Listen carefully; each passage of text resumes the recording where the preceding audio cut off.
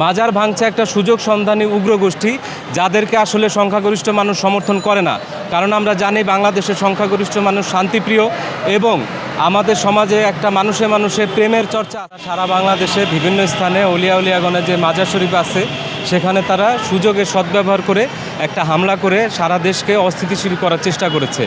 যেখানে সরকার চেষ্টা করছে সমস্ত কিছুকে স্বাভাবিক করে শান্তি শৃঙ্খলা দেশে ফিরিয়ে আনার, সেখানে এরা যেভাবে অশান্তি তৈরি করছে তা বাংলাদেশের মানুষের জন্যই হুমকি।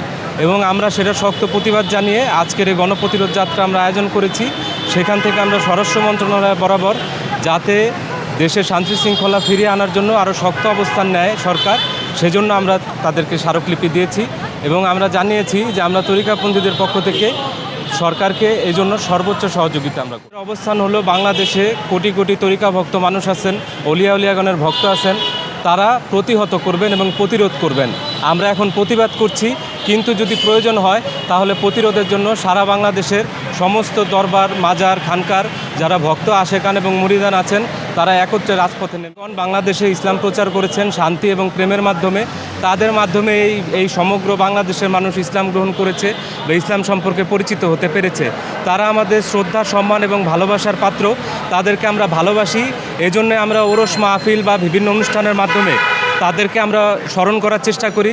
তাদের উসিলা করে আমরা আল্লাহ পাকের স্মরণ, আমাদের রাসূল পাকের স্মরণ আমরা করি এবং প্রেমের মাধ্যমে এবং শান্তির মাধ্যমে আমরা ইসলামটাকে প্রচার করি।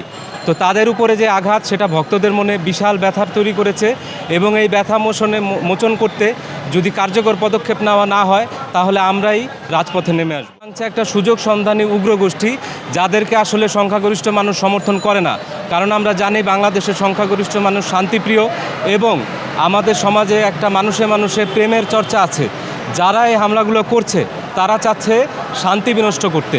এখানে তাদের অনেক বড় উদ্দেশ্য থাকতে পারে, অনেকগুলো গোষ্ঠী তাদের বিরুদ্ধে পক্ষে থাকতে পারে, কিন্তু যারাই আছে তারা বাংলাদেশের পক্ষে না।